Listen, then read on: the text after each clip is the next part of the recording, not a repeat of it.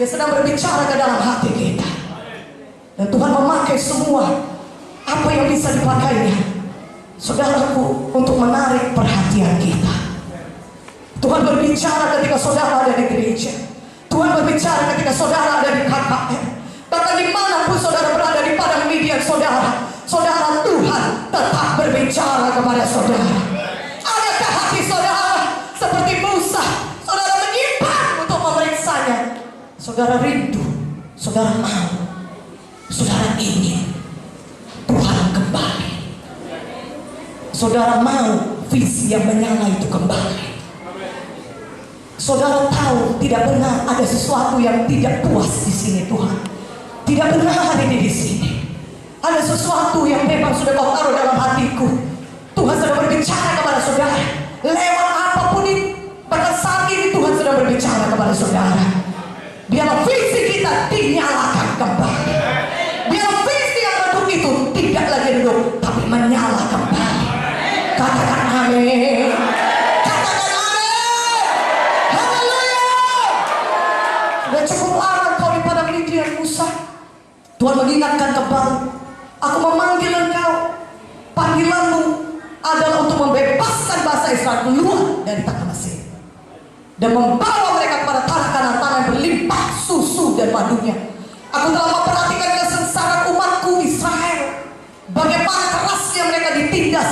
Aku sudah mendengarkan seruan mereka, dan engkaulah yang kupilih untuk mengeluarkan bangsa Israel dari tanah Mesir. Saudaraku, tahukah saudara, hal yang sama Tuhan ucapkan kepada kita pada hari ini. Adakah visi daripada Tuhan itu menyala dalam hati saudara? Sudah cukup lama puas dengan pekerjaan kita, dengan apa yang kita miliki selama ini. Tetapi Tuhan memanggil kita. Banyak orang di luar sana hidupnya ditindas oleh setan. Mereka berseru, mereka tidak tahu kemana mereka harus pergi. Mereka mau bebas, tapi mereka tidak mampu membebaskan diri mereka. Hidup mereka hancur karena setan, tapi mereka tidak tahu bagaimana mereka bisa mengeluarkan diri mereka dari kerusakan yang dibuat setan dalam hidup mereka.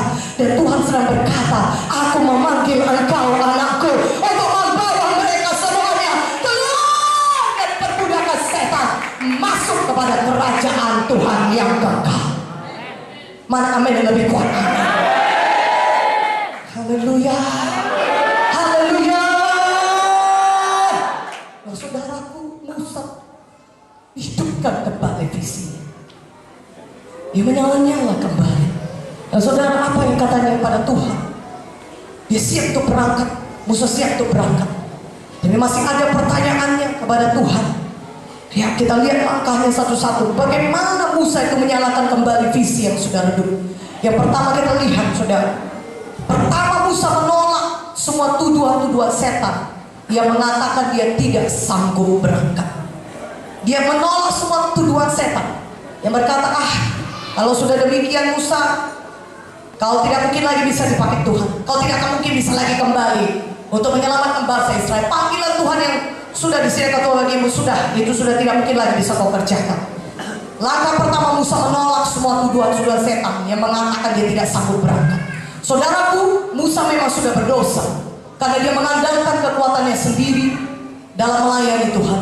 Dia mengandalkan kepintarannya sendiri dalam mengerjakan pekerjaan Tuhan. Dia berdosa di hadapan Tuhan karena dia lebih mengandalkan kekuatannya sendiri daripada Tuhan. Jalan Tuhan bukanlah dia membunuh bangsa Mesir. Itu bukan caranya Tuhan untuk memakai Musa membebaskan bangsa Israel. Musa memang sudah berdosa, tetapi satu hal, Musa dia tidak membiarkan tuduhan setan. Dia tolak semua tuduhan setan. Dia bertobat dari segala dosa-dosanya. Saudaraku, mungkin kita pada saat ini berkata, bagaimana lagi aku bisa dipakai Tuhan? Sudah banyak dosa yang kulakukan. Seharusnya aku tidak melakukan dosa itu, tapi nyatanya aku sudah melakukannya. Apakah mungkin aku masih bisa melakukan rencana Tuhan dalam hidupku? Apakah bisa aku kembali melakukan panggilan Tuhan dalam hidupku? Pada hari ini jawabannya bisa. Ketika saudara datang kepada Tuhan dan mengaku semua dosa saudara, maka Tuhan kita adalah setia dan adil. Dia akan mengampuni kita dari segala dosa kita. dan menyucikan kita dari segala kejahatan kita. Dan Dia akan memulihkan saudara. Dialah Tuhan yang memanggil saudara. Dia tidak pernah menyesali panggilannya. Dialah Tuhan yang paling mau saudara bertobat dengan segera.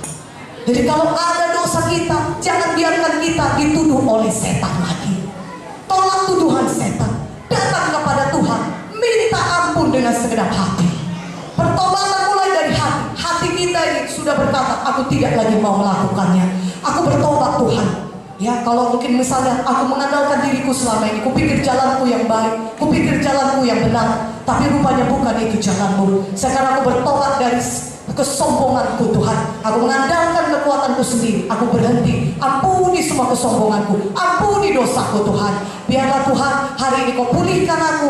Aku mau kembali mengerjakan visinya Tuhan, kembali mengerjakan rencana Tuhan dalam hidupku.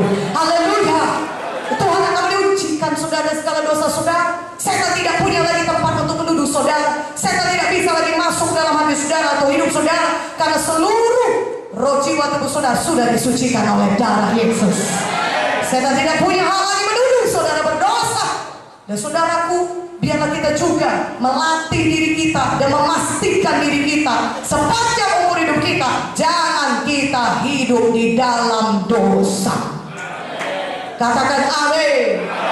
Setan mau kita tetap parkir, menjadi lumpuh, parkir di padang Midian, menjadi lumpuh dan tidak pernah benar-benar masuk untuk menggenapi rencana Tuhan.